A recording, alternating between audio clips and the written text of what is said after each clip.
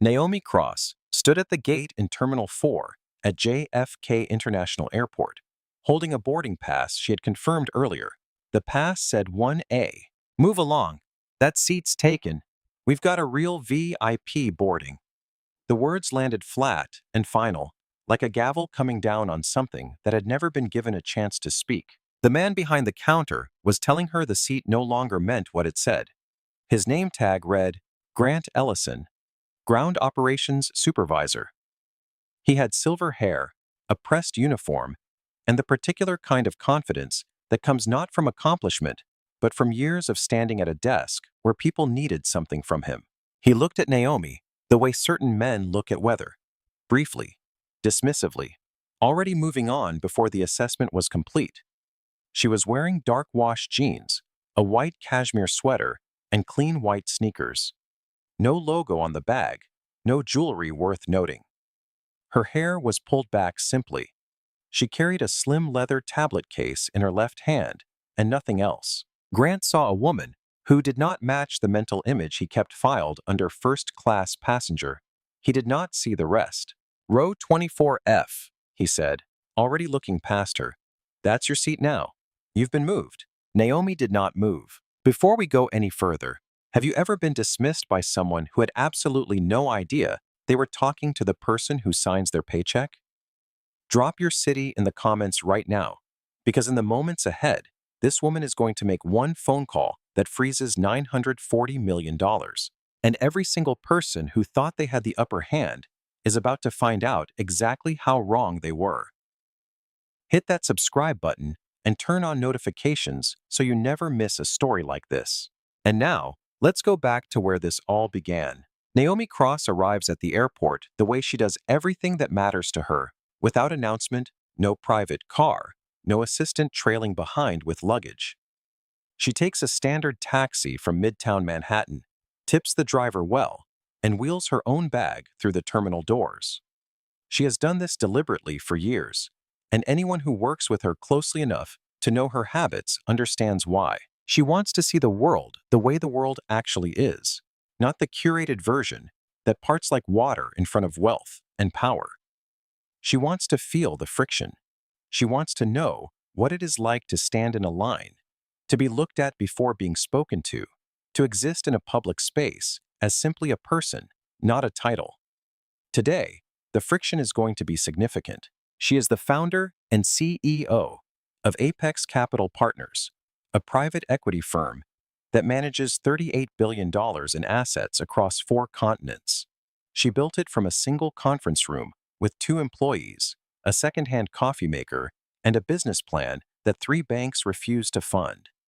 That was years earlier. The banks that turned her down have since merged, collapsed, or quietly requested meetings with her team. She does not advertise any of this. Her name does not appear on buildings. She does not give interviews to magazines that want to photograph her in front of her office. She gives interviews about the work, the investments, the portfolio companies, the jobs created, the industries reshaped. Not herself. Never herself. The watch on her left wrist is a piece that costs more than most people's cars. She wears it pushed up under the sleeve of her sweater so that only the clasp shows at the edge of her cuff. She had booked seat 1A on this flight, not because she needs the luxury, but because she needs the quiet. The cross-country flight from JFK to LAX is the only uninterrupted window she has before the biggest signing of her career. Apex Capital Partners has been in negotiations for months with Briggs Industrial Group, a sprawling logistics and manufacturing conglomerate whose CEO, Vance Langley, has been flooding Naomi's team with emails and revised term sheets since the spring. The deal will see Apex inject $940 million into Briggs Industrial, taking a controlling stake, restructuring the company's debt, and installing new operational leadership. It is the largest acquisition in Apex Capital's history. The kill switch clauses alone, the terms that allow Apex to exit the deal if certain conditions are not met, run to 47 pages. Naomi needs to read every word of those 47 pages before the plane lands. She needs the silence of 1A to do it. That is why she booked that seat. She hands her digital boarding pass to the gate agent. And then, Grant Ellison appears, and the morning changes direction entirely. She is in her late 20s, and she is sitting on a plane for the first time in a first-class seat that she paid for herself. This is not a small thing. This is the culmination of years of working 16-hour days in a financial analyst role that paid her 60% of what her male colleagues made for the same output. It is the result of a multi-million-dollar deal she closed in Philadelphia the previous week, her first real deal, her first commission that felt like proof of something, that felt like the beginning of a different kind of life. She bought the first-class ticket impulsively, standing at the departure board with her commission check barely processed. She wanted to feel what it felt like.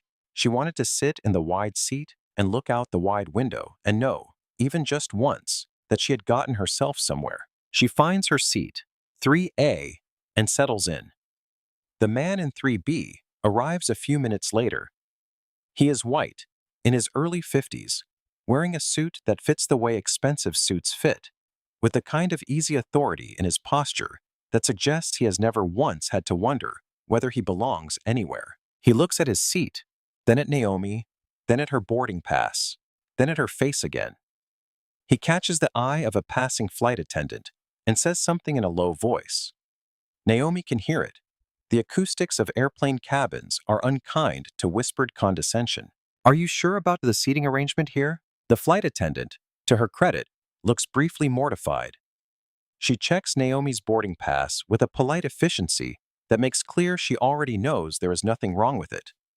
She apologizes to Naomi for what exactly is left elegantly unspecified and moves on. The man in 3B says nothing further. He opens his laptop. The flight takes off. Naomi looks straight ahead for hours. She does not sleep.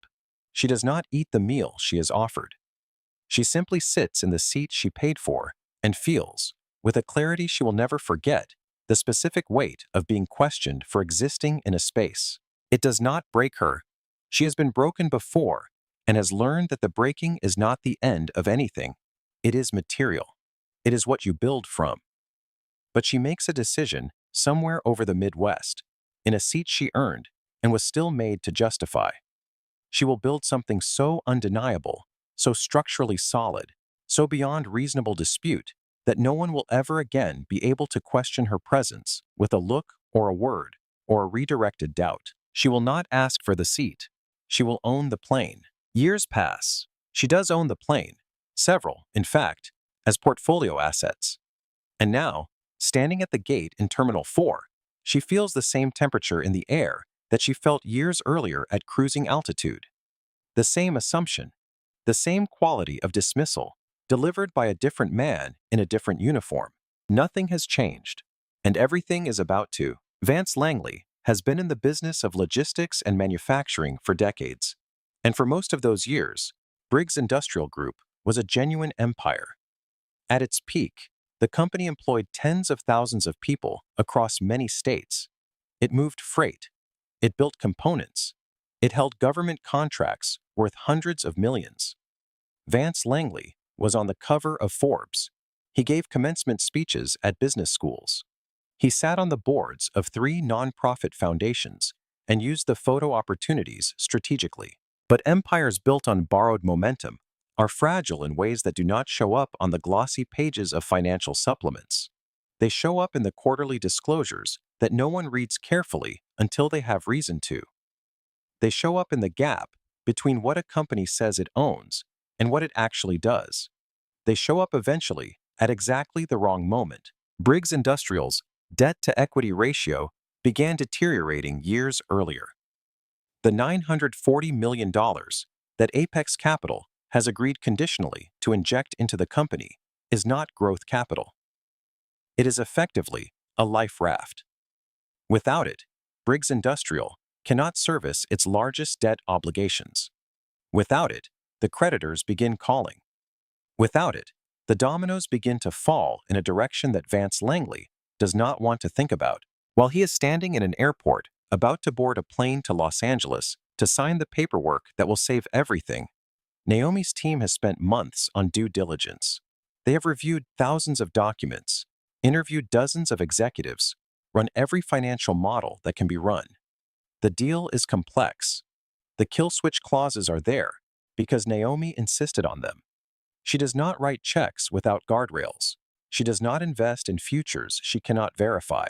What she does not yet know, what no one knows yet, because it is buried under layers of shell accounting and creative disclosure language, is that the story of Briggs Industrial is considerably darker than even the most pessimistic member of her due diligence team has imagined. That truth is going to surface. But first, it needs a trigger.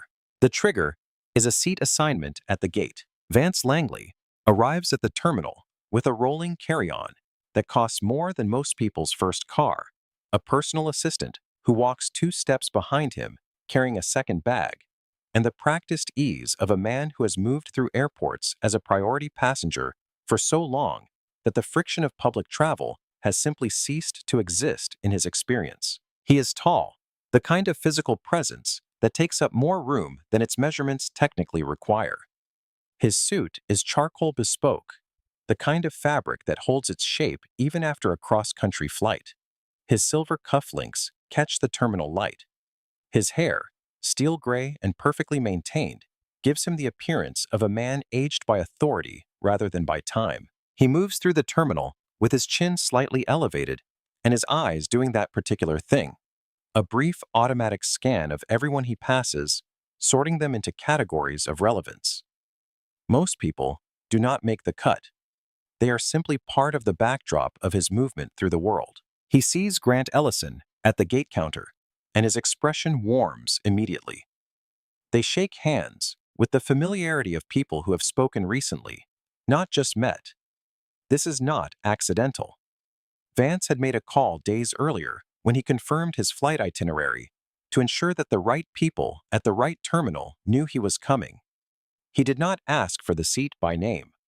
He simply made clear that he expected every comfort the airline could extend and left the details to people who knew how to read between those lines. Grant Ellison is exactly the kind of person who knows how to read between those lines. He has been a ground operations supervisor at this terminal for years. He understands the architecture of airport power, who gets waved through, who gets held up, who gets the suite, and who gets told the suite is unavailable. He has spent years making those calls, and he has made them with a consistency that he has never once examined too carefully, because examining it would require him to see the pattern that other people have been seeing for years. He prides himself on reading people quickly, on knowing within seconds of looking at someone what tier of service they deserve. He looked at Naomi Cross and made his assessment in under 3 seconds. He looked at Vance Langley and made a different assessment with the same speed. He was right about neither of them, but he will learn that at a cost he is not yet prepared to pay. Mateo Navarro is in his mid-20s and has been a gate agent at this terminal for over a year. He is good at his job, organized, accurate, genuinely pleasant with passengers even during delays and disruptions. He has a long-term girlfriend, a studio apartment in Astoria, and a student loan he is chipping away at with the quiet discipline of someone who understands that most things in life require patience. He was the one who processed Naomi Cross's check-in earlier. He scanned her diamond medallion card, confirmed seat 1A, updated the manifest, handed her the pass. It was a brief transaction. There was nothing irregular about it. She was polite, efficient, and moved on. When Grant Ellison instructs him to pull up the seating manifest and reassign seat 1A to Vance Langley, flagging it as a supervisor-authorized priority override, Mateo looks at the screen for a moment that is 2 seconds longer than it needs to be if he is simply following instructions. He knows what he is looking at. He knows whose seat he is reassigning and why, and on whose behalf. He also knows what Grant Ellison's face looks like when an instruction is not a request. He makes the change. He does not speak. He will live with that for longer than he expects to. Serena Patel is a civil litigation attorney based in Los Angeles, and she is standing a few people behind Naomi Cross in the boarding line when she sees what is happening at the counter. She is sharp in the particular way that lawyers who spend their days parsing language for hidden meaning, become sharp, attuned to the gap between what is said and what is meant, between what is framed as policy and what is actually a choice. She watches Grant Ellison's body language. She watches the way he looks past Naomi. She watches the way his posture transforms entirely when Vance Langley comes through the terminal entrance. She watches the boarding pass being exchanged, and Naomi's face, and the particular quality of stillness that settles over a person who has been through this before and knows that losing her composure is the one thing she cannot afford. Serena's hand tightens around the handle of her carry-on. She does not know yet that she is going to be part of this story, but something in the atmosphere at the gate tells her she already is. The conversation begins quietly. Almost everything significant begins quietly. Naomi stands at the counter. She has handed her boarding pass to Mateo Navarro, who has scanned it and now looks at the screen with an expression that belongs to a man watching a car accident in slow motion. The red indicator on the system is not a malfunction. It is a choice. Specifically, Grant Ellison's choice, encoded into the manifest earlier. Grant is standing to Mateo's left, talking to a colleague. He finishes his sentence unhurried, signaling that whatever is happening at the front of the line is not something that requires his immediate attention. Then, he turns. He looks at Naomi the way a man looks at a problem that does not particularly interest him. "There's been a seat change," he says. "You've been moved to 24F. Naomi's voice, when she speaks, is completely even. Not defensive, not apologetic. The kind of even that is not the absence of reaction. It is the decision not to give one away. "I confirmed seat 1A earlier," she says. "Diamond Medallion member, what is the reason for the change?" "Priority override," Grant says. "High-value passenger request." The phrase is bureaucratic, designed to sound like policy rather than preference. Naomi has heard language like this before, language that dresses a decision in the clothes of procedure so that the decision itself cannot be questioned. "I am a high-value passenger," she says. Grant does not blink. "We're talking about a different tier." He says it plainly, without particular venom or deliberate cruelty. That is almost the most remarkable thing about it, how casually it comes out. Like a fact, like something that goes without saying, like it is simply obvious. A different tier. Naomi hears every syllable. She stores each one. "What tier?" she asks. Grant is already turning slightly, already moving his attention to something past her left shoulder. "Sir, Mr. Langley," he says, his voice shifting registers entirely. Warmer, wider, deferential in a way that transforms his whole posture. "Right on time. We have you all set." Naomi turns and sees Vance Langley for the first time in person. She knows his face from video calls, from the profile photos on his company's website, and on the documents her team has reviewed for months. In those contexts, he has always seemed substantial, the kind of man whose physical presence matches his professional reputation. In person, Vance Langley is exactly the kind of man who has never been told he takes up too much space. He moves through the terminal entrance with his assistant trailing behind, his eyes already scanning the gate area with the proprietary ease of someone who expects the environment to have been prearranged for his comfort. He is wearing a charcoal suit that fits the way things fit when they are made specifically for a body. His silver cufflinks catch the light. He does not look at Naomi. He does not look at the woman standing at the counter with a boarding pass in her hand and a question still technically unanswered. She is simply not in the visual field he is scanning. He moves through the space between them the way moving water moves around an obstacle, instinctively, without acknowledgement that the obstacle exists. His left shoulder makes contact with her right one as he passes. He does not stop. He does not look back. He does not say, "Excuse me." Naomi watches him. And in the fraction of a second that it takes for recognition to travel from memory to the present moment, she understands exactly who this man is. Not the polished figure on the video calls, earnest and persuasive, beginning every conversation with, "Dear Miss Cross, we are deeply grateful for your continued consideration." Not the CEO of Briggs Industrial, who has spent months demonstrating in careful written language that he values integrity and partnership. This, the shoulder, the absence of a backward glance, the way he simply does not register her as worthy of a basic "excuse me." This is who Vance Langley is when he thinks it does not matter. That information is worth considerably more than $940 million. Grant Ellison turns back to Naomi with the expression of a man who has already moved on. So, 24F, or you can rebook for tomorrow morning. Which would you prefer? The woman who steps out of line does it without hesitation, the way people who spend their professional lives in courtrooms move when they see something that requires intervention. Serena Patel plants herself beside Naomi, not behind her, and looks at Grant Ellison with the particular calm of someone who is building a case in real time. "Excuse me," she says. Her voice is measured, precise, the voice of a person who chooses every word and means all of them. "I've been standing here. I watched this woman check in. She had a confirmed boarding pass for seat 1A.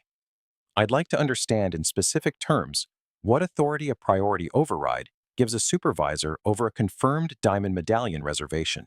Grant's expression does not change significantly, but something behind it shifts, the slight recalibration of a man who did not expect to need to defend his position out loud to an audience. "Ma'am," he says, and the word is both polite and dismissive, a tone he has perfected over years of managing the human friction of air travel. "This doesn't concern you. Please stay in line." "I am in line," Serena says. "I'm also an attorney, and I'm asking a procedural question." A man 3 people back in the line has lifted his phone slightly. He is not obviously recording, but the angle of his hand suggests he might be. A woman near the boarding door has stopped pulling at the zipper of her carry-on and is looking at the counter. Grant feels the shift. He has spent years at this gate. He can read a crowd the way sailors read weather, and this crowd, in the last moments, has changed its quality. "Priority overrides are a standard operational protocol," he says, the language smoothing out into officiousness, applied at the discretion of the station supervisor when high-value client needs cannot be met through standard seat inventory. "And how is high value defined?" Serena asks. Grant opens his mouth.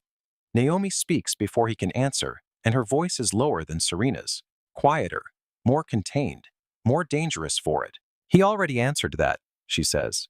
A different tier. The phrase sits in the air between them.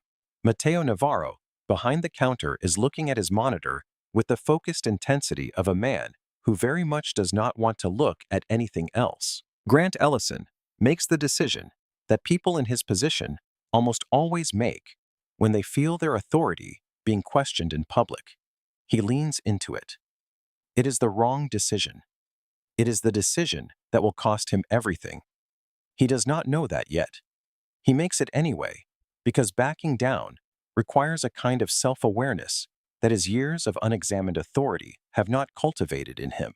"Ma'am," he says, and this time the word is directed squarely at Naomi. "I'm going to need you to step aside. You are holding up the boarding process for paying customers." Paying customers. The phrase is remarkable in its precision, not in terms of accuracy. Naomi Cross is by any measure one of the most paying customers this airline has. But in terms of what it reveals about the picture Grant Ellison has assembled in his mind, the categories he has sorted everyone into, the tier he has assigned to the woman standing in front of him without knowing a single thing about her. "Say that again," she says. Grant blinks. "I said you're holding up." "I heard you." The words land like a door closing. She takes her phone from her jacket pocket, unlocks it, scrolls to a contact, and dials. "Nolan," she says, the phone at her ear. "It's me. Don't release anything yet. I need a few minutes." The voice on the other end, male, professional, calibrated to the tone of someone who has been on standby, says, "Understood." She ends the call, returns the phone to her pocket. Grant frowns. Something in the call, the brevity of it, the specificity of the instruction, the complete absence of any indication that she is frightened or scrambling, has introduced a small but measurable amount of uncertainty into his calculation. He covers it with the only tool he has left. Ms. Cross, I've explained the situation. You have your new seat assignment. You can take it or you can rebook. Naomi looks at him for a moment that is not quite long enough to be confrontational and is entirely long enough to be unforgettable. Grant, she says, and she glances at his name tag as she says it, making clear she is committing it to memory. I'm not going to argue with you. I'm going to give you one opportunity to correct this before it becomes something neither of us can correct. Grant stares at her. Then he turns, and she watches his posture transform again, the shoulders dropping back, the jaw loosening, the smile returning as he walks toward Vance Langley, who is standing at the jet bridge entrance, laughing into a phone. Mateo Navarro holds out the new boarding pass with a hand that is not quite steady. He does not look at her. His eyes are fixed slightly below the level of her face, at the counter surface, at his own fingers holding the card. Naomi takes it. Then she leans slightly forward and waits patiently, without pressure, until the discomfort of being looked at forces Mateo Navarro to look up. When he does, she holds his gaze. You saw everything, she says. Her voice is quiet enough that only he can hear it. Remember that. His mouth opens. Nothing comes out.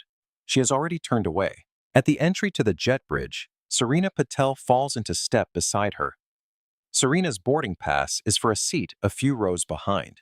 A coincidence that will shortly prove relevant. That was wrong, Serena says, keeping her voice low. I can file a complaint right now. I have contacts at the airline's legal. Don't, Naomi says. Not yet. She glances at Serena, brief, appraising, not unfriendly. What you saw today, remember it exactly as it happened. Every word, every sequence. Serena nods once. She is a lawyer. She understands the instruction perfectly. Naomi pauses at the top of the jet bridge, where the cool air of the terminal gives way to the particular metal warmth of a boarding corridor. She does not look back at the gate. She does not look toward the front of the plane. She says to no one in particular, and to everyone who might be listening, I want to see the view from the back. It's always clearer from there. Then she walks onto the plane. Grant Ellison and Vance Langley stand at the gate counter as the final boarding groups filter through, and the conversation between them has the particular ease of two men who believe the difficult part of the morning is behind them. Vance leans against the counter, the phone call finished, his mood elevated by the champagne he is already mentally tasting. He rolls his shoulders back, the satisfied motion of a man who has gotten what he wanted without having to ask for it directly. Good man, he says to Grant, with the warmth of someone distributing a compliment from a position of comfortable height downward. I needed that seat. Long flight. You understand how it is. Prep time. Absolutely, Mr. Langley, Grant says. You have a very good flight. I intend to. Vance's eyes scan the gate area briefly, already losing interest. They pass over the spot where Naomi was standing moments ago. There is nothing there now. There is no residue of her in his awareness. No lingering question about who she was or why she looked at him the way she did when his shoulder brushed hers. There is no reason to wonder about the woman who did not look like a first-class passenger. He does not wonder. He walks through the jet bridge toward the plane, his assistant following, the boarding agent wishing him a pleasant flight, in the particular tone that priority passengers receive and become accustomed to and eventually stop hearing at all. Grant watches him go. He exhales. He turns back to the gate counter with the satisfaction of a job completed, a VIP accommodated, a situation managed, a potential disruption smoothly redirected. He does not think about the woman who left for 24F. She is gone. The situation is resolved. In all his years at this gate, Grant Ellison has made hundreds of judgment calls exactly like this one, and nothing bad has ever happened. Today is going to be different. Before we go any further, if you were Naomi right now, sitting in the back of a plane while the man who took your seat opens a bottle of champagne at the front, knowing everything you know, what would you do? Tell me in the comments. Because what she does next, nobody on that plane is ready for. The economy cabin smells like recycled air and packaged pretzels, and the particular warm human scent of 100 people settling into a space designed to accommodate them without quite managing it. Naomi finds 24F without difficulty. It is a middle seat in a 3-seat configuration. The man at the window is already asleep, his forehead pressed against the oval plastic and his mouth slightly open. The aisle seat has not yet been claimed. She sits down. The armrests do not fully retract. Her knees are inches from the seat back in front of her. The overhead air vent is angled at someone else's row. The gap between her right shoulder and the sleeping man's is approximately 2 inches narrower than comfortable. She does not complain about any of this, even internally. Complaint would require her to believe she should be somewhere else. She is exactly where she has chosen to be. She opens her tablet case and takes out the slim device. The document she pulls up is 47 pages long. The header reads Apex Capital Partners, Briggs Industrial Group Acquisition, Kill Switch Provisions, and Exit Clause Review, Draft 7. She begins reading. The young man in the aisle seat, 24B, arrives a few minutes after her.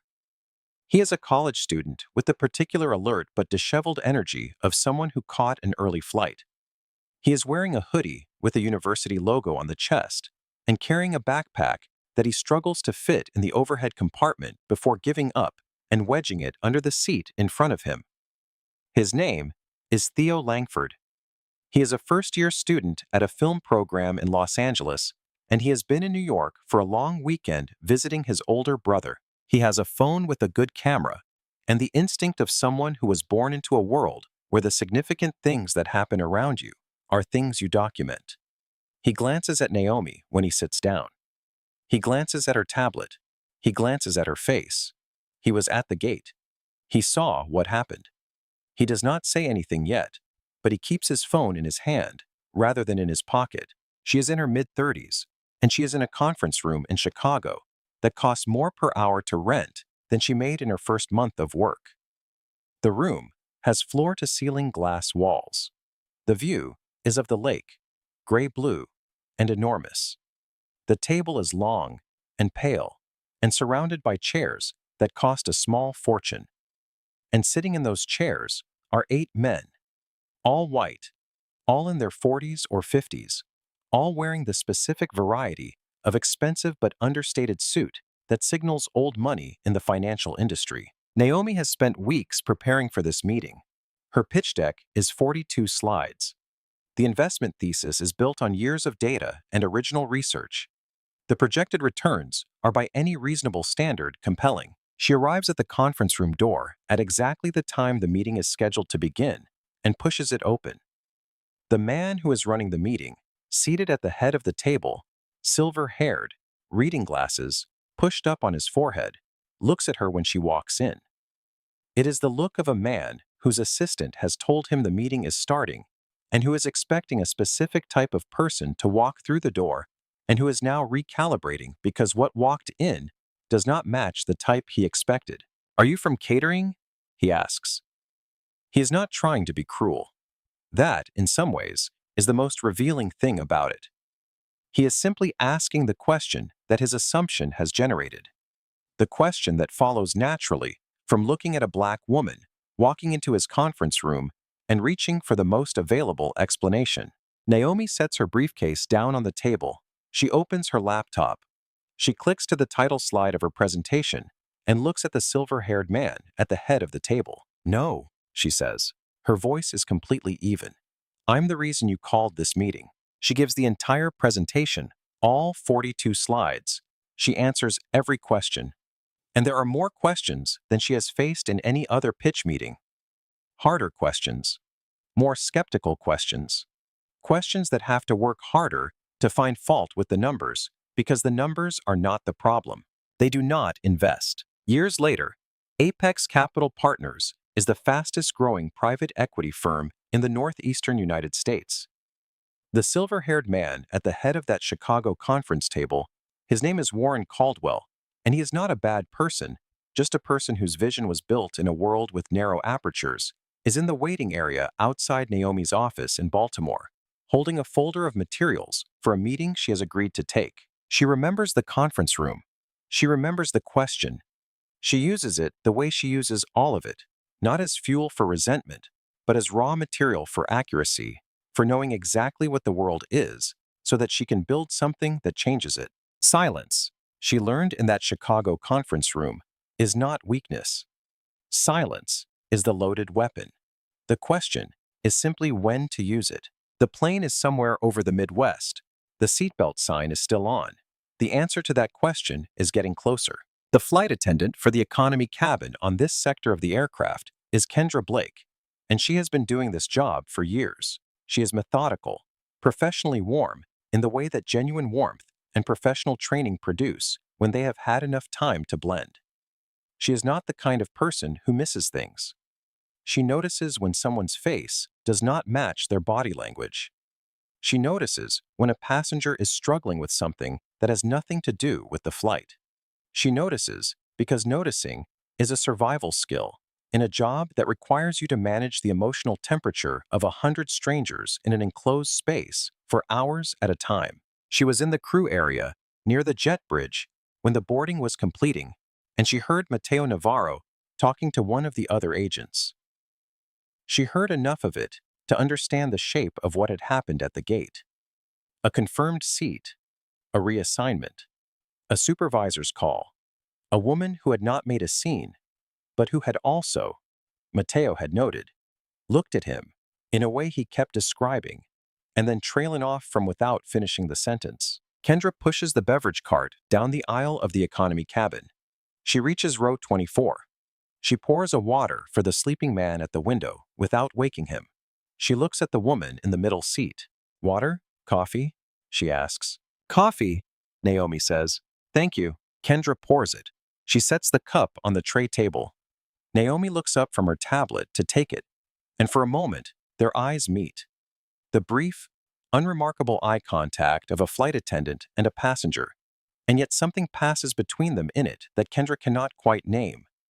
It is recognition of a particular kind, not personal recognition, not, I know who you are, but recognition of a specific quality in another person, the quality of someone who is carrying something heavy and making it look weightless. Kendra pushes the cart forward toward the next row. Then she stops and glances back toward the front of the plane. In seat 1A, Vance Langley has already been served.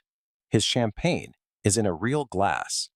He has reclined the seat, the kind of full recline that economy seats do not offer, and he is talking on his phone with the volume of a man who has decided that the other passengers are part of the ambient environment and not his concern. He has called for Kendra twice since takeoff. Once for more ice. Once because the reading light angle wasn't quite right. Kendra looks at 1A. She looks at 24F. She pushes the cart to the next row and does not push the thought out of her head.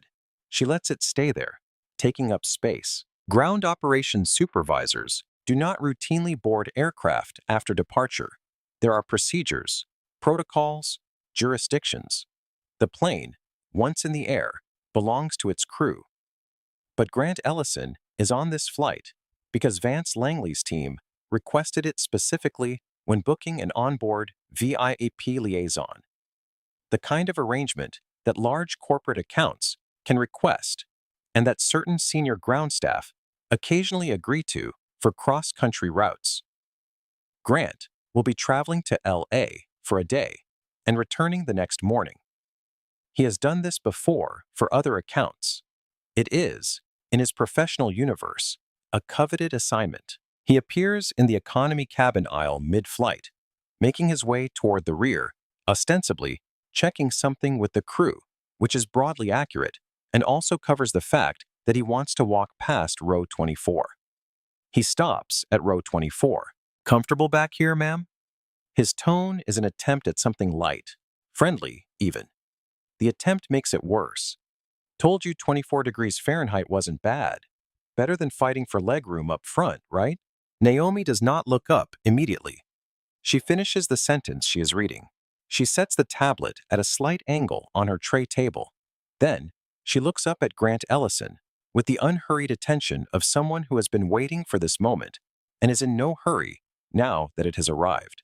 "Grant," she says, not as a question, as a fact. "That's right," he says. "How long have you worked this terminal?" He did not expect the question. "Years," he says, after a half-second adjustment. "Years," she repeats. She says it slowly, the way you say something when you want a person to hear themselves, not just hear. She looks at him steadily. "I'll remember that." Grant Ellison stands in the economy cabin aisle and feels, for the first time in a very long time, uncertain. He covers it with a short professional nod. "Enjoy the flight," he says. He walks toward the front of the plane. In 24B, Theo Langford has stopped scrolling on his phone. He watches Grant's retreating back. Then, he looks at Naomi. He has been considering taking the phone out since they boarded. He takes it out. Kendra Blake has returned to the back of the plane with the cart. She saw the entire exchange. She saw Grant walk up. She heard what he said. She watched Naomi's response, the measured timing of it, the way she chose the exact words she chose, and no others. She waits until Grant has cleared several rows, and then steps to the side of 24F. "My name is Kendra Blake," she says quietly. "I work this cabin. I heard what happened at the gate. I want you to know I saw it." Naomi looks at her. There is a warmth in Naomi's eyes that has not been visible in any other interaction since they boarded. "Kendra," she says, "if anyone asks you later what you saw today, tell the truth, all of it." Kendra nods once. She does not ask why. She is a woman who has spent years noticing things on airplanes. She knows when she is being asked to hold something that matters. The seatbelt sign goes dark with a soft chime at cruising altitude. Naomi connects her tablet to the aircraft's satellite Wi-Fi, executive tier, the fastest available, a subscription she maintains for exactly these uninterrupted windows of airborne work. She opens a secure call application and dials Nolan Reed, the Chief Operating Officer of Apex Capital Partners. Nolan is methodical in the way that excellent COOs are methodical, not in the sense of being cautious, but in the sense of being thorough. He has worked with Naomi for years. He has learned to read the subtext of her calls, the way a navigator reads water, the slight changes in current that tell you what is ahead before you can see it. He picks up on the second ring. "Nolan," she says, "what's the status on the escrow sitting at 940? He says, "Ready to wire on your authorization." Brooke from Briggs' legal team has called several times in the last hour. Vanessa called twice. "Don't return those calls." A beat of silence. Nolan Reed processing. Something happened. Something is always happening. She keeps her voice low, not from any particular attempt at privacy, but because she does not speak loudly when she does not need to. "I need you to pull every clause in the Briggs agreement related to leadership ethics, conduct standards, and material character representations, section by section. Send it to my tablet in the next few minutes." "I can have it in 7, Nolan says. "Good. And Nolan." She pauses, looking at the flight tracker on the seatback screen in front of her. "Are you near the due diligence archive? I can get there in 30 seconds. I want you to look at something for me. The liquidity bridge analysis, specifically the third-party verification of the intercompany transfers from the past few years. Has our team confirmed the underlying cash flows independently?" There is a silence that is a half-second too long to be nothing. "I'll have someone pull the source documents tonight," Nolan says carefully. "Pull them now," Naomi says, "while I'm still in the air." She ends the call. She looks at the seat back in front of her. A child has kicked it since takeoff, and there is a small scuff mark near the tray table hinge. She picks up her tablet and returns to the 47 pages of kill switch provisions. She reads, "In seat 1A, Vance Langley's tablet chimes with an email notification at almost exactly the same moment Naomi is ending her call with Nolan. The email is from Brooke Harlan, Briggs Industrial's CFO. The subject line is marked urgent in the way that CFOs mark things urgent when they mean something beyond the ordinary urgency of daily corporate communication. "Vance," The escrow status on the Apex wire just changed. It was showing as pending release an hour ago. Now it's showing under review. Apex Capital's system flagged it as pending authorization hold. Marcus from the Briggs legal team tried to reach Apex's external counsel and got a voicemail. He's tried several times, no return call. Is there something I should know? The creditor call is at midnight. We need that wire to hit before then. Vance reads the email twice. He types back, "It's probably a system thing. I'll sort it in LA. We're fine." He puts the tablet face down on the armrest and picks up his champagne glass. He takes a long sip. He stares at the clouds outside the window. The champagne tastes slightly less good than it did moments ago. He cannot say exactly why. He tells himself it is a system thing. He picks up the glass again. Brooke Harlan reaches Vance Langley on his cell phone mid-flight. When the sky outside the oval windows has turned the particular flat, enormous blue of the American interior. Her voice, when she speaks, is not the voice she uses in board meetings or on earnings calls. It is the voice she uses when she is genuinely frightened and is trying very hard not to sound like it. "Vance, it's not a glitch. I've confirmed it with 3 separate contacts. Apex Capital has placed the wire under a formal hold. The notation in the system says pending leadership conduct review. Those are specific words, Vance. Those are words that someone chose deliberately. Briggs stock dropped in after hours trading in the last hour. The creditor hotline is ringing. I have 4 senior debt holders trying to reach you directly. What happened?" Vance Langley stands up from seat 1A. The flight attendant, not Kendra, who is in the economy cabin, but a senior crew member named Patricia, who has been managing the first-class cabin for years, steps toward him immediately. "Sir, we're in a turbulence advisory zone. I need you to remain seated. I need a dedicated satellite line," Vance says. "Now, whatever that takes. Sir, do you understand what's happening right now?" His voice rises in a way that makes the 2 passengers across the aisle from him, a couple in their 60s who had been quietly reading, look up with the startled attention of people who expected a peaceful flight. "I am in the middle of a $1 billion transaction, and my connection is failing. Get me a line." Patricia is professionally unflappable in the way that only someone with years of first-class cabin management can be. "Mr. Langley, satellite calls are available through your seatback unit. If you're having connectivity issues, I can ask the crew." "It's not a connectivity issue," he says. And then, because he is running out of words for the specific shape of what is happening, he says, "Who was that woman?" Patricia blinks. "Sir, the woman at the gate, the one who was moved from this seat." His voice is dropping now, the volume coming down as the panic rises, a reversal of his usual pattern. "What's her name?" Patricia looks at him with the careful expression of someone who has been asked many unusual questions over the years and does not answer them carelessly. "I don't have access to the passenger manifest for other cabins, Mr. Langley. You'd need to speak to—" "Find out," Vance says. He sits back down. He picks up his phone. He puts it down. He picks it up again. He has built a career on the premise that he is always the most important person in the room. He is beginning to suspect, with the particular queasy horror of a man whose certainties are dissolving at altitude, that he is not. Grant Ellison has been in the forward galley area when he overhears the beginning of the exchange between Vance and Patricia. He does not hear all of it, but he hears enough.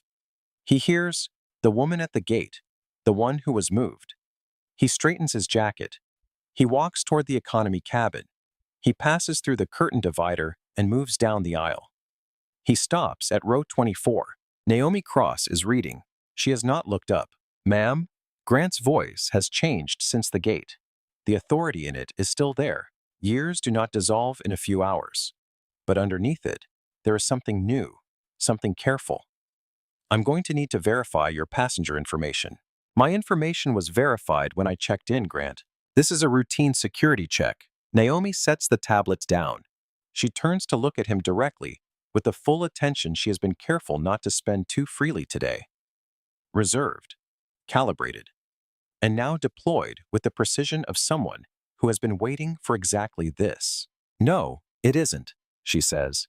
Someone in the front of the plane sent you down here, and now you need to know who I am. She holds his gaze without blinking. Funny how that works. Grant is quiet for a second and a half too long. Naomi stands up. She does not rush. She unfolds from the middle seat with the unhurried ease of someone who has never once been in a situation she did not control. And she stands in the aisle of the economy cabin of a commercial aircraft in dark wash jeans and a white cashmere sweater. And she is, in this moment, the most self-possessed person within 300 feet in any direction. She is slightly taller than Grant Ellison. She has not telegraphed this before now. "My name is Naomi Cross," she says. Her voice carries, not raised, not projected, but clear, in the way that voices are clear when they are completely certain of what they are saying. "I am the founder and CEO of Apex Capital Partners, the firm that currently holds $940 million in escrow for Vance Langley, the man sitting in the seat you reassigned to him this morning. In 24B, Theo Langford's thumb is moving. He has been recording. The angle is good. The audio, he will later confirm, is perfect." Kendra Blake is standing at the back of the cabin with both hands resting on the cart. She is not moving. She is not breathing noticeably. Serena Patel, in her seat a few rows back, has turned fully in her seat. Grant Ellison stands in the aisle of row 24 and looks at Naomi Cross and feels something that he has not felt in years of managing gate operations. The specific sensation of a floor that turns out not to have been the floor. "You have two choices," Naomi says. "You walk back up to the front and you tell Vance Langley that the woman he walked past at the gate this morning is the reason $940 million hasn't moved. Or I call my COO right now and have the hold made permanent, not pending review. Permanent." She pauses. "Which one do you want to deliver?" The economy cabin of a commercial aircraft is not a place designed for the kind of silence that falls over row 24 in the moments after Naomi Cross finishes speaking.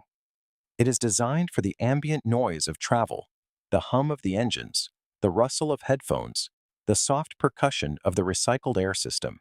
But the moments after those words are quiet. People breathe. The engines continue. A child 3 rows back asks for juice in a small voice. But the quality of attention in the cabin has changed. The private tunnels have opened. The headphones have come down. The screens are still, but not watched. The sounds of people overhearing something and deciding whether they heard it correctly. Then, from her seat, Serena Patel stands up and looks at Grant Ellison with the specific expression of a civil litigator who has just heard testimony. "I was at the gate," she says. Her voice is steady and professional and exactly loud enough to be heard by the surrounding rows. "I witnessed the exchange at the counter. I heard the supervisor's reason for the override. I heard the phrase, 'a different tier.'" She reaches into the front pocket of her carry-on and takes out a business card, which she holds up so Grant can see it clearly. "I am a civil litigation attorney. If this woman needs a formal witness statement for any proceeding arising from this incident, I am available." From 24B, Theo Langford lowers his phone slightly, but does not put it away. "I've been recording," he says quietly, since he walked in. Kendra Blake moves up the aisle from the back of the cabin. She stops at row 24 and looks at Grant Ellison with the expression of a woman who has been carrying something for hours and has decided to put it down. "Mr. Ellison," she says, "I've been on this aircraft since boarding. I know what I saw at the gate, and I know what I see right now." She does not say anything else. She does not need to. Grant Ellison stands in the middle of the economy cabin, surrounded by witnesses, and the sound of his own career making a sound like ice giving way underfoot. The economy cabin of a commercial aircraft is not a place Vance Langley has occupied voluntarily in years. The moment he pushes through the curtain divider and steps into the wider, narrower, louder, humbler air of the main cabin, a dozen sets of eyes track him. The suit, the cufflinks, the expression of a man who is doing something that conflicts profoundly with his self-image and is failing to conceal the conflict. He moves down the aisle, His tie is not quite as straight as it was when he boarded. One shirt button, the top one, has been undone. He is holding his phone in a way that suggests he has been gripping it hard for some time. He stops at row 24. He looks at Naomi Cross, and the recognition that moves across his face is not quick. It is slow and terrible. The recognition of a man who has been standing at the edge of something catastrophic without knowing it, and who is now, in a single stomach-dropping moment, seeing exactly what is below. He knows this face. He has seen it in video conference windows for months. He has seen it in the profile photo on the Apex Capital Partners website, which he has looked at many times since the negotiations began, because he wanted to understand who he was dealing with. The woman in front of him, in dark jeans and a white sweater in seat 24F, is that face. Ms. Cross. He says it, like a man releasing something he didn't know he was holding. Naomi looks at him. Her expression is the same as it has been since they boarded. Steady, contained, completely unimpressed. "Hello, Vance," she says. 2 words. The quietest possible acknowledgement, and yet something in the delivery, the familiarity of his first name, the complete absence of warmth in the use of it, cuts through the air of the cabin and reaches every passenger within 4 rows. Miss Cross." Vance lowers his voice, but it is already too late for privacy. The cabin is listening. "I had no idea it was you at the gate. This man," he gestures at Grant, a gesture that is also an attempt to redistribute responsibility. "He didn't explain the situation. This is a misunderstanding." "The misunderstanding was yours, Vance." He stops. "You walked past me at that gate," Naomi says. "Your shoulder hit mine. You didn't stop. You didn't look back. I didn't see you." "No," she says. "You saw me. You just didn't think I mattered." The cabin is profoundly, collectively still. Vance Langley, decades in business, Forbes profile, nonprofit boards, bespoke charcoal suit, opens his mouth and finds nothing in it worth saying. "The wire," he manages finally. His voice is lower now, barely above the engine hum and stripped of every layer of authority and performance that he has spent a lifetime building. He sounds, for the first time, like a man who is actually asking for something rather than arranging to receive it. "We can fix this, Miss Cross. The deal. I can call Marcus right now. We can get the authorization." "The wire is paused," Naomi says, "and it will stay paused until I decide otherwise." She looks at him for one more beat. The kind of look that is not unkind, the kind that is worse than unkind because it is honest. "Go back to the seat you took. We'll talk when the plane lands." Vance Langley does not move immediately. His feet seem to have forgotten how to make decisions. Someone 3 rows back, a man in his 40s with headphones pushed down around his neck, says quietly but completely audibly, "Go sit down, man." Vance Langley, CEO of Briggs Industrial Group, turns and walks back toward the front of the plane, each step slow, the aisle suddenly very long. Theo Langford watches him go. He lowers his phone. Naomi Cross sits back down in seat 24F. She picks up her tablet. She continues reading. What do you think was going through Vance Langley's head in that walk back to seat 1A? The man who passed her at the gate without a second glance, now walking back to the seat he took, knowing everything? Tell me in the comments below. The flight continues across the country. Naomi connects the secure call, and Nolan picks up before the second ring completes. "Nolan," she says. Her voice is the same as it has been all day, even, measured, no higher or lower than necessary. "Freeze it officially. Send the formal hold notice to Briggs Industrial's legal team, their CFO, their board of directors. Use the leadership ethics clause.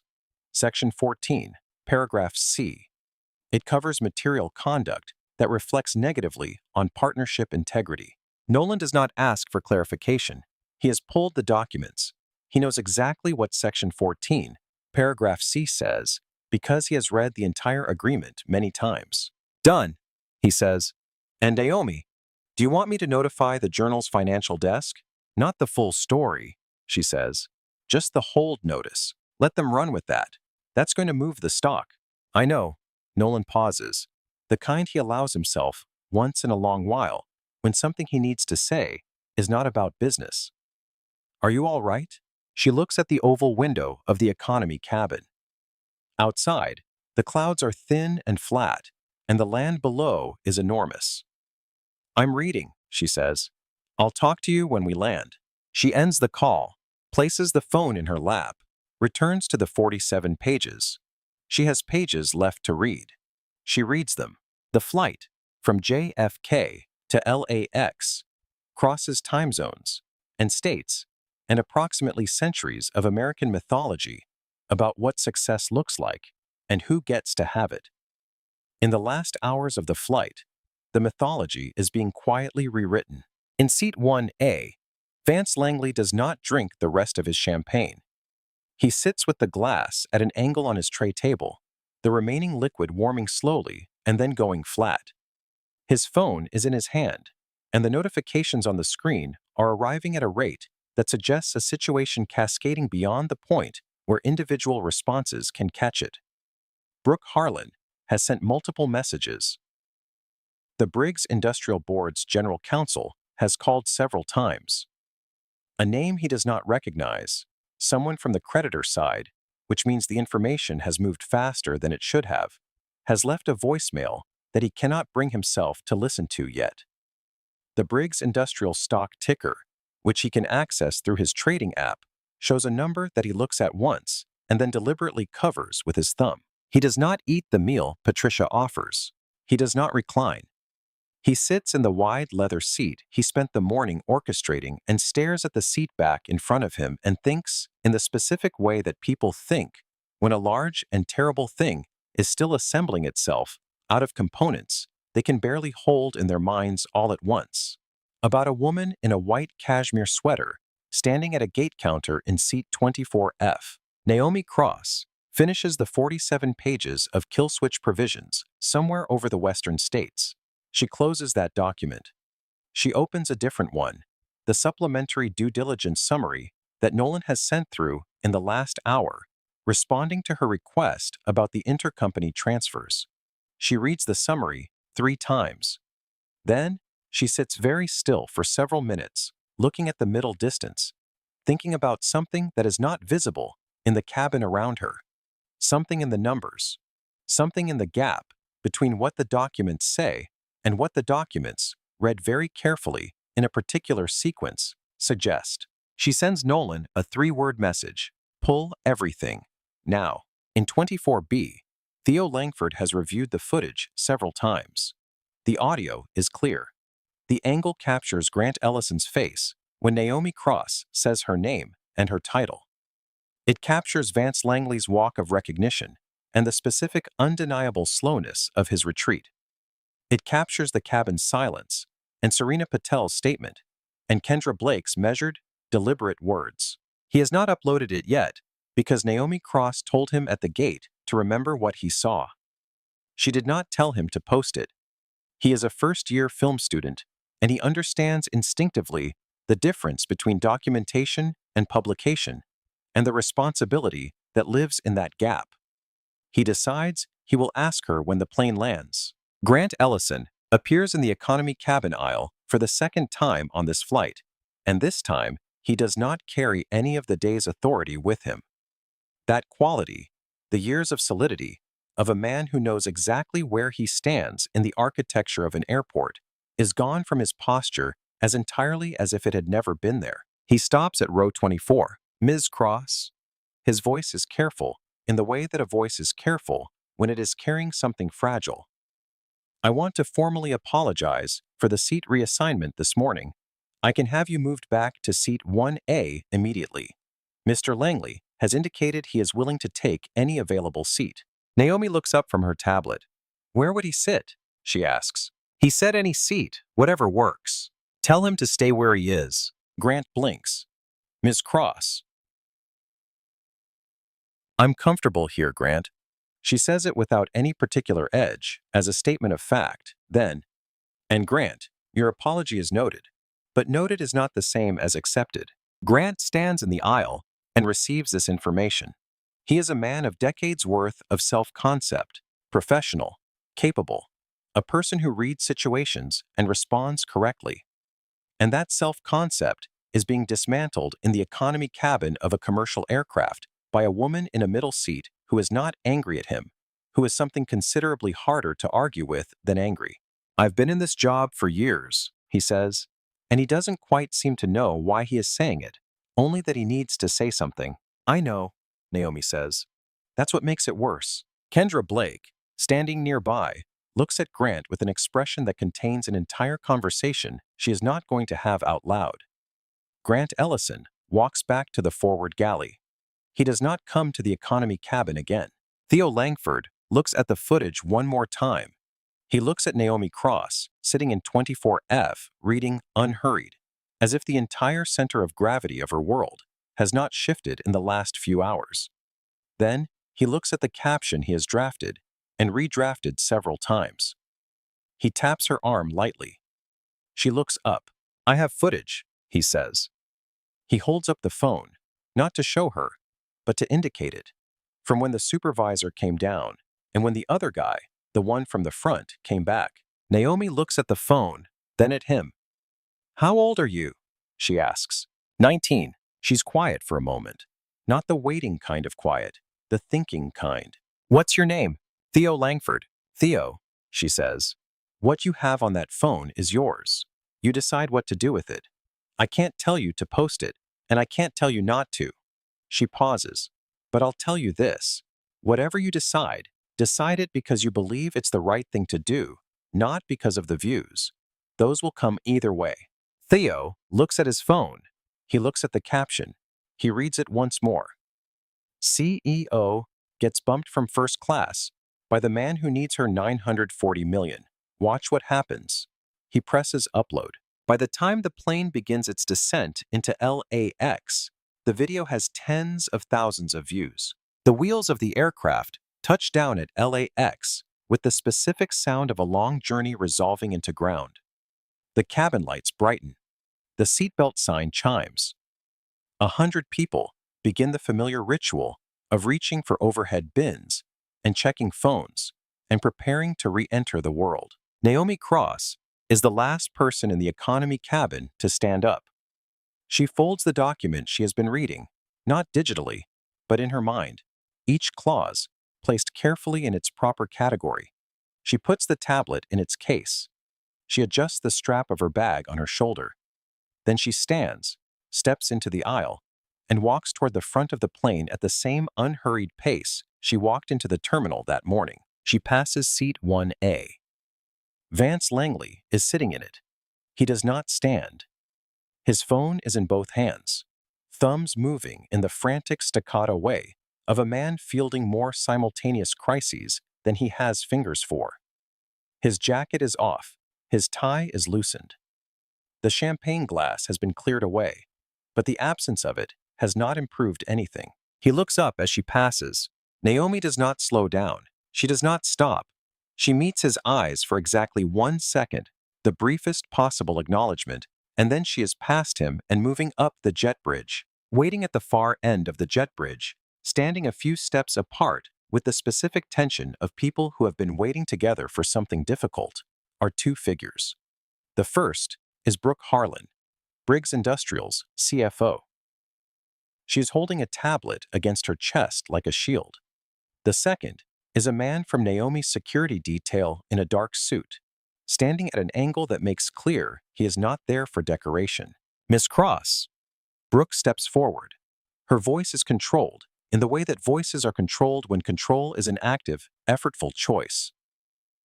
"Please, the board is in emergency session. Vance is." He's not thinking clearly. "We can still save this. We can offer a discount on the valuation, whatever it takes to get the wire moving." Naomi does not slow her pace. Brooke falls into step beside her. "Where does the final LOI reference leadership ethics disclosures?" she asks. Brooke blinks at the question. "Section 14. "Good. Pull the full section. I'll be at my hotel in 90 minutes. "Ms. Cross, the creditors trigger at midnight. We have hours." "I know when the creditors trigger, Brooke." Naomi's voice is not unkind. It is simply not what Brooke needs it to be. I wrote the timeline. She keeps walking. The sound of running in an airport jet bridge is not dignified. It is the sound of something urgent and undignified happening at the intersection of public space and private crisis. And when Vance Langley comes through the door of the jet bridge at a pace that is barely not running, his jacket in one hand and his phone in the other, the dozen people in the corridor turn to look with the instinctive attention that human beings give to a large man moving too fast in a confined space. Naomi stops. She turns. He reaches her. He is breathing audibly. The charcoal suit that looked like authority that morning looks like a costume now, something borrowed from a version of himself that has not yet received the news about what the day contained. "I'm sorry," he says. The words come out without preamble, without the usual scaffolding of professional language, without the instinct to manage how they land. Just the words, stripped. "I didn't know it was you. If I had known—" "That's exactly the problem, Vance." He stops. "If I had known it was you," she says. She repeats his sentence back to him, with the precision of a person who has been listening to language all her life and understands what language reveals. That sentence.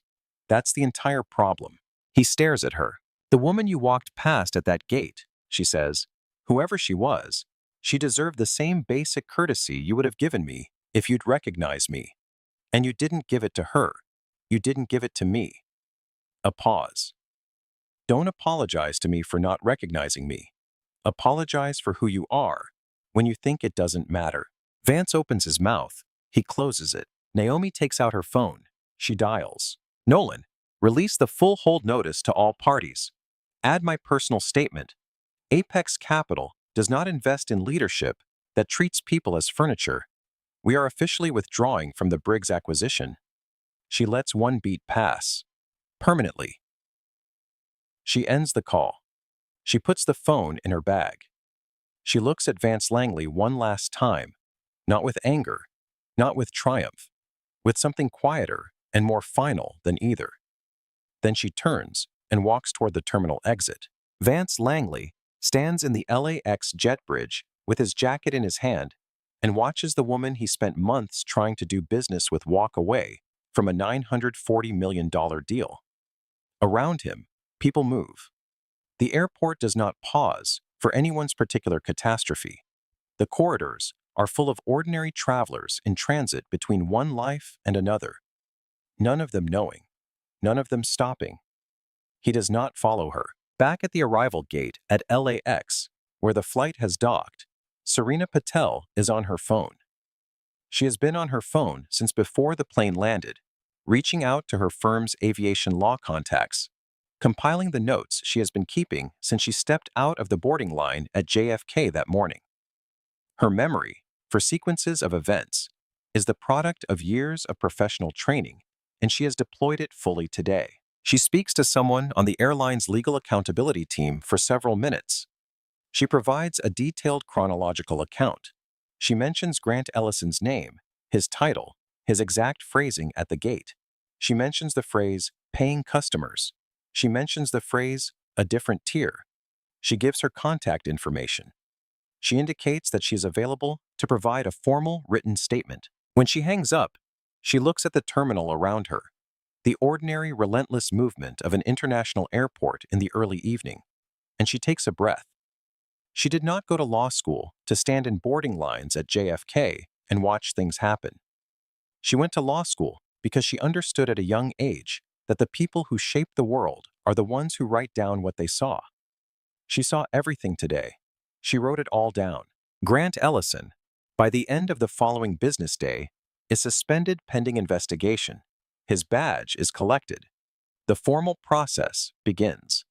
Mateo Navarro, whose testimony is collected within days by the airline's internal review team, describes every detail of the gate transaction, including the call Grant received from Vance Langley's office days earlier requesting priority arrangements at JFK Terminal 4. The investigation does not take long. The outcome is not surprising. The hotel room is quiet and cool and looks out over a Los Angeles evening that is doing its best impression of calm. The city's lights are beginning to come on, amber and white and red, layered across the basin in the particular way that LA lights layer, not the sharp grid of New York, but something more diffuse and enormous, a galaxy glimpsed sideways. Naomi has ordered room service, a coffee, a bowl of soup, nothing complicated.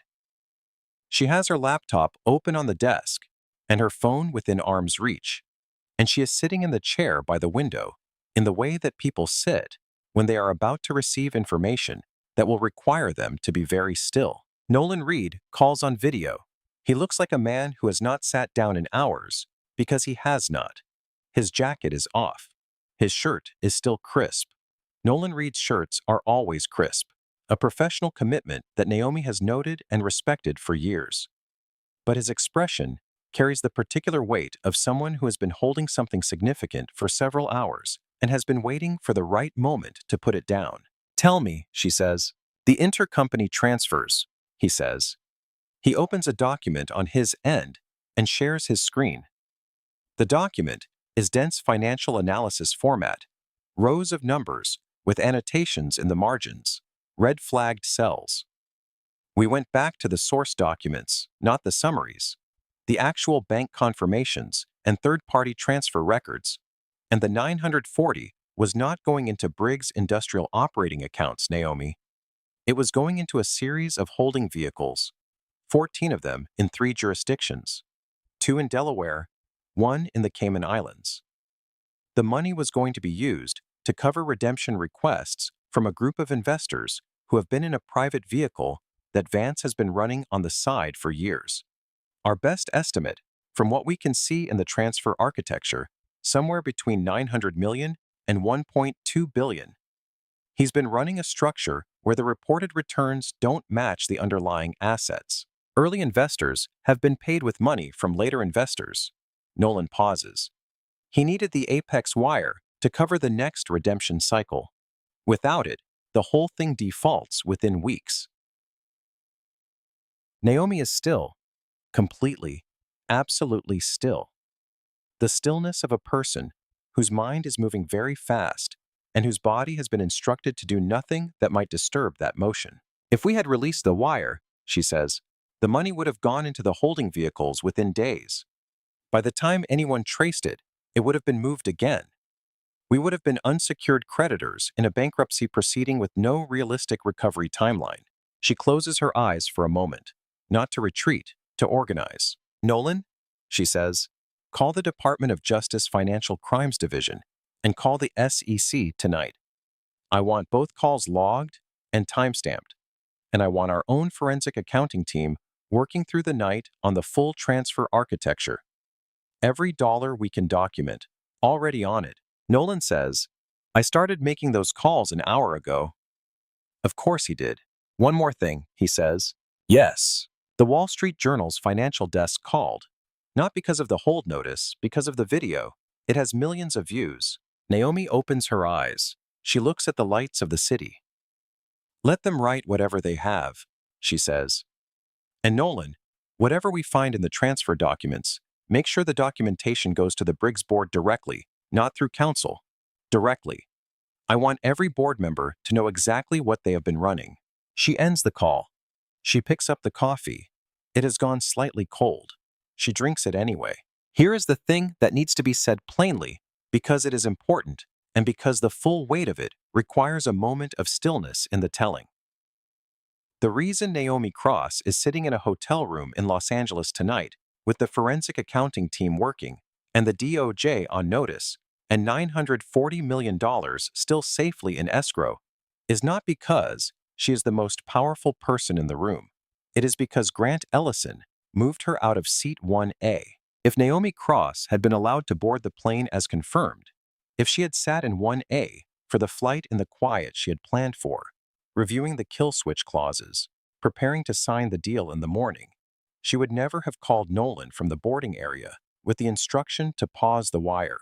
She would never have told him to pull the intercompany transfer documentation.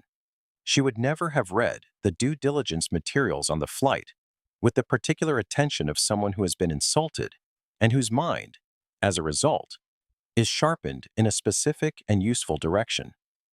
The $940 million would have moved, It would have entered the holding vehicles within days. Within weeks, the structure would have collapsed under its own weight, and Apex Capital Partners would have found itself as an unsecured creditor in a bankruptcy proceeding of Vance Langley's making, with no realistic prospect of recovery. Grant Ellison spent years at the gate, believing he could read a person's value in the time it took to scan them from head to toe. He looked at Naomi Cross and saw someone who did not belong in seat 1A, and he moved her. In moving her, he saved her. He had no idea he was doing it. He was simply being, with full and unself-conscious commitment, exactly the kind of man he had always been. Sometimes, the thing that tries to erase you is the thing that protects you. Not because the universe is always just, but because the people who underestimate you so completely that they move you to the back of the plane have also, in that same motion, given you uninterrupted hours with your best thinking and a very specific set of reasons to use it. It happens in stages, the way large things fall, not all at once, but in a sequence that seems inevitable only in retrospect. Late that night, Briggs Industrial Group defaults on its primary debt obligations. The stock is halted on the exchange, down sharply. The circuit breaker triggers, and the trading algorithms that have been watching the decline register a clean, clinical, irreversible stop. At midnight, the Briggs Industrial Board of Directors convenes an emergency session via video call. The call is attended by many people. Several of them are lawyers. The one person who is not on the call is Vance Langley, who has been advised by his personal attorney not to speak to the board in the current circumstances. The board votes in the early morning hours to remove Vance Langley as chairman and CEO of Briggs Industrial Group, effective immediately. The one dissenting vote is a board member who has known Vance for decades and who will within months be required to provide testimony about what he knew and when he knew it. By early morning, federal agents are reviewing the transfer documentation that Nolan Reed's team has compiled and transmitted to the DOJ. The forensic picture is not ambiguous. The architecture of the fraud is elaborate. 14 holding vehicles, 3 jurisdictions, years of investor statements that do not correspond to the underlying assets. But it is also, once the first thread has been pulled, clear. Vance Langley was running a structure designed to pay yesterday's investors with tomorrow's money, and he had been doing it for long enough that it had the appearance of something legitimate. The video that Theo Langford posted from seat 24B now has millions of views.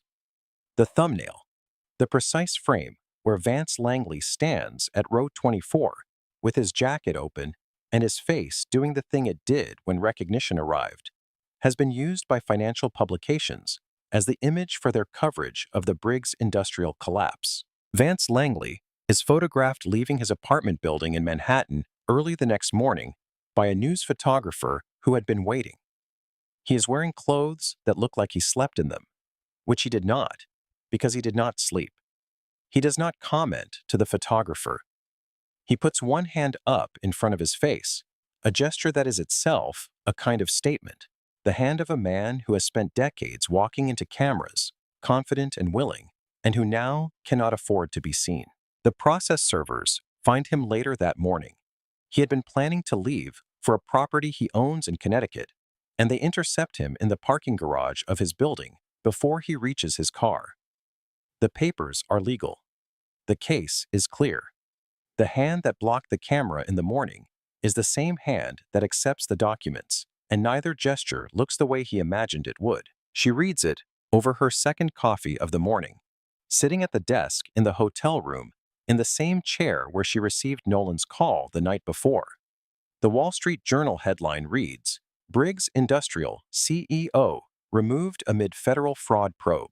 Apex Capital's $940 million hold, credited with exposing decade-long scheme." She reads the article once. It is accurate in its broad strokes and slightly imprecise in its details, in the way that overnight financial reporting is sometimes imprecise. She makes a mental note to call the journalist later and offer a corrected figure on one of the transaction estimates. The second article, from a financial analysis site she respects, reads, "The 24F Effect. How a gate incident saved a firm $940 million." She reads the headline and puts the phone down for a moment. Then she picks it up again. She does not feel what people assume she feels in moments like this. Not triumphant, not vindicated. Those are words for people who are uncertain and then became certain. And she has not been uncertain today. She has been reading documents and making calls and waiting for information to assemble itself into a picture that she could act on. The picture assembled. She acted. She calls Nolan. "Southwest Heritage Fund," she says when he picks up. "The portfolio they mentioned last month. The logistics company. New CEO promoted internally." "I have the folder," Nolan says. He has been awake for over a day and sounds completely alert. "Do you want a meeting this week?" "Yes." "And Nolan, whatever we recover from the Briggs situation after our legal costs, I want it in a protected account for a fund I'm setting up. I'll send you the terms today." "What fund?" She looks out the window. The Los Angeles morning is coming in clean and gold. "You'll see," she says. The airline's internal review team reaches Mateo Navarro by phone on the afternoon of the day after the flight. He has been expecting the call. He has thought about almost nothing else since the plane boarded, since he handed Naomi Cross a boarding pass for a seat he knew she had earned, since he looked at the screen and then looked at Grant and did not say what he knew. He tells them everything. He tells them about processing Naomi's original check-in. He tells them about the call Grant received from Vance Langley's office days before the flight. The request for priority arrangements at JFK Terminal 4. The implicit understanding of what was being asked without being stated directly. He tells them about watching the reassignment happen and not speaking. He gives the exact times, the exact sequence, the exact words he heard. At the end of the recorded statement, he adds something that no one asked for. "I saw what was happening," he says. "I didn't say anything. That was my failure. I want that on the record as well. Not because I expect it to help me, because it's true." The investigator on the other end of the call is quiet for a moment. "Thank you for your honesty, Mr. Navarro," she says. He hangs up. He sits in his apartment in Astoria and looks at his hands for a long time. Then he opens his laptop and starts drafting an email to the airline's customer advocacy program. He wants to know if there is a position available. He wants to be on the other side of these conversations from now on, not the side that decides who gets through, but the side that listens to the people who didn't. The warehouse in Queens, where Grant Ellison works night shifts, is nothing like the airport terminal. There is concrete and fluorescent light, and the smell of cardboard and forklift exhaust, and the particular physical exhaustion that comes from standing on your feet for hours, doing work that your body notices in ways that sitting behind a counter never required. He is learning what it feels like to be new at something. The people he works alongside are from everywhere, from Mexico, from Nigeria, from the Philippines, from the Dominican Republic. People who work the night shift because the day shift was already taken when they arrived, or because they have children who need someone home during school hours, or simply because this is the shift that was available. And the shift that was available is the shift that keeps the lights on. They are not by any metric Grant Ellison once used to measure people, VIP. They are in almost every way that turns out to matter the most real people he has been around in years. He does not talk about his previous job at first. The story is not a secret.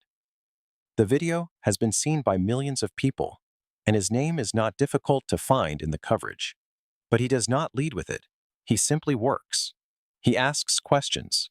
He makes mistakes and corrects them without making the corrections into a performance. One evening, weeks into the job, a woman named Rosa Mendoza, who has worked this warehouse for years and who has the particular authority of someone who understands every square foot of a space and does not need a title for anyone to know it, tells him he's getting better at what he asks, at not looking at people like you're sorting them. He doesn't have a response to that. He just nods. He calls his daughter that night. She is finishing her last year of college, and she saw the video days after it was posted, before the coverage went large, because someone in her dormitory sent it to her with a caption that asked, "Isn't this your dad?" She didn't call him for weeks. Then, she called. "Bah," she says, when he tells her he's getting better at something. She uses the word he taught her, a word from his Vietnamese grandmother's language, one of the few he carried from a childhood he rarely talks about. "I don't need you to be perfect. I just need you to be trying." "I'm trying," he says. "I know," she says. "I can tell." Kendra Blake gives her formal witness statement to the airline's internal review panel days after the flight. It is detailed, chronological, and unflinching. She describes everything she observed from the moment she heard about the gate reassignment from Mateo Navarro, through the exchange she witnessed with Grant in the economy cabin, through Naomi Cross's response to Vance Langley. She does not editorialize. She does not need to. The facts stated plainly and in sequence are sufficient. Her testimony, combined with Mateo's account of the original gate transaction and Serena Patel's formal written statement, forms the foundation of the airline's internal review. The review produces a new protocol, published weeks later, that eliminates the unilateral priority override authority of individual supervisors, requiring any mid-booking seat reassignment to be documented, justified in writing, and approved by 2 levels above the requesting staff member. It is not a perfect solution, but it is a change. And changes, even partial ones, are what happen when people tell the truth about what they saw. Mateo Navarro is reassigned to the customer advocacy team months after the flight. He sits at a desk and he answers calls from passengers who feel they were not treated fairly. He listens. He asks questions.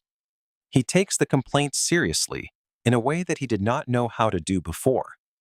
And he does not struggle now because he knows exactly what it costs a person to make the call and describe what happened and wonder whether anyone is going to take it seriously.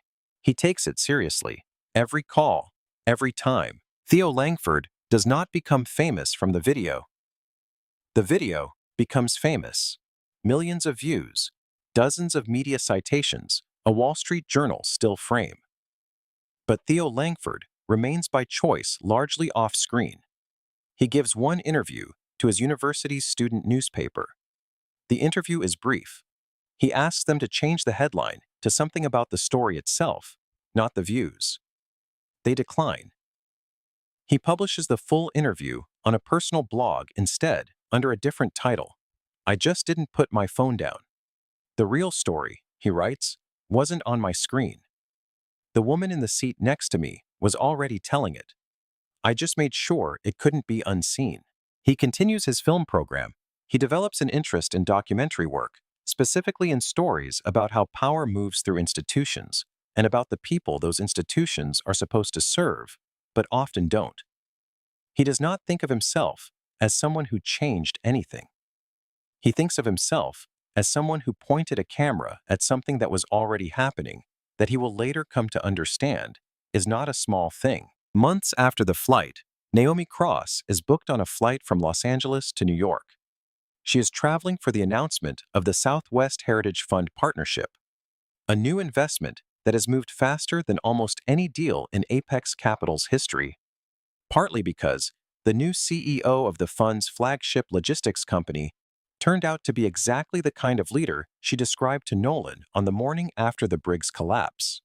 Promoted from within, up from the warehouse floor, with a reputation among her employees for knowing every person's name and every route's peculiarities. The partnership is everything the Briggs deal was not. Naomi stands at the gate at LAX. The flight is boarding.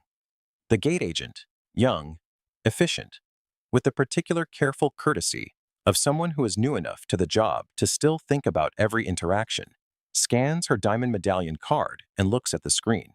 "Ms. Cross, you're confirmed in seat 1A, first boarding group. We're ready for you." She looks at the boarding pass. She looks at the seat map on the screen. She thinks about a morning at a gate counter in JFK, and a man who looked at her and sorted her in seconds into a category that turned out to be irrelevant to everything that mattered. She thinks about hours of reading in a middle seat between a sleeping man and a 19-year-old with a camera. She thinks about 47 pages of kill switch clauses and the 3 words in Nolan's supplementary report that changed the shape of everything. Source documents reviewed. "Could I change the seat?" she says.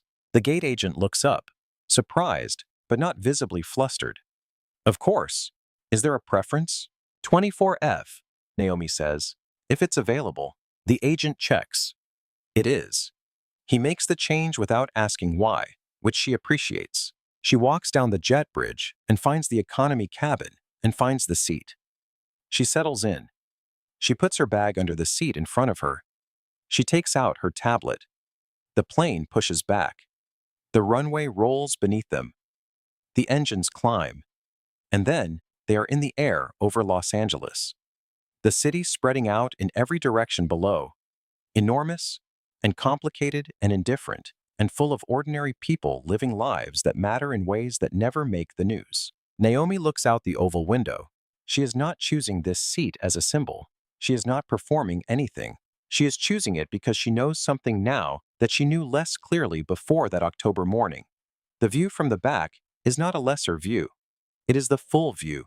It is the angle from which you can see not just where you're going, but who else is on the plane, and what they are carrying, and what the journey costs them, and whether the system that moves them from one place to another is treating them the way systems are supposed to treat people. She has spent years building Apex Capital Partners into something undeniable. She has made the arguments, run the numbers, earned the seat. She knows how to be in the front of the room. She knows how to command the table. And she has always known, since a flight years earlier at 27, since a Chicago conference room at 34, since a gate counter in October, that the test of a person is not what they do in the seat they've earned. It is what they do when someone looks at them and decides in seconds that they don't deserve it. The answer she has always given, the only answer she has, is to build something they cannot question. Not to prove them right, not to prove them wrong. Simply to build, because building is what she does. And because the thing she is building is bigger than any single seat assignment or deal or headline or video. She opens a new document on her tablet. She begins to type.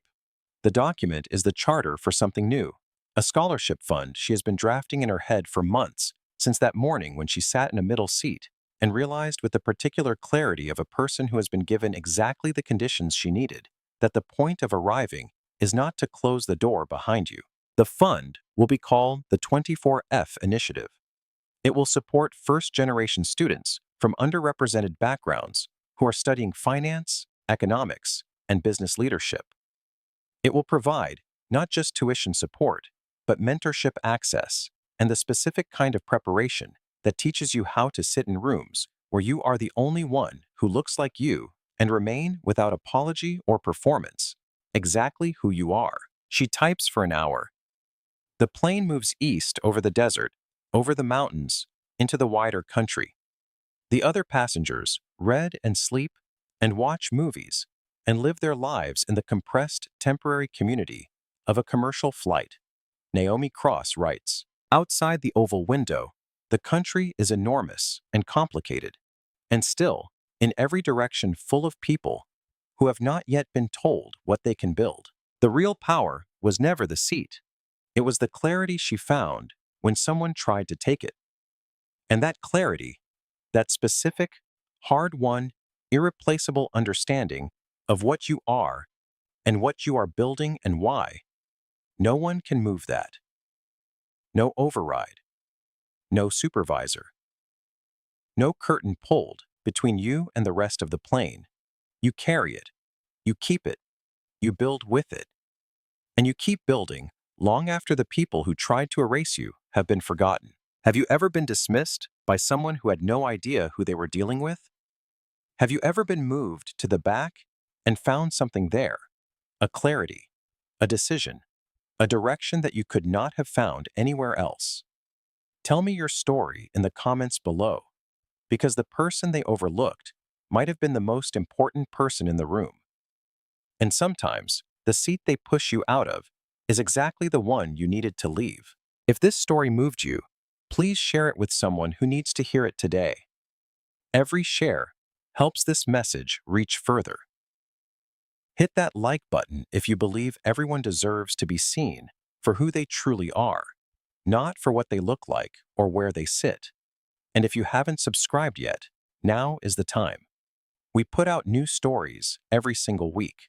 Stories about justice, dignity, and the people who refuse to be overlooked.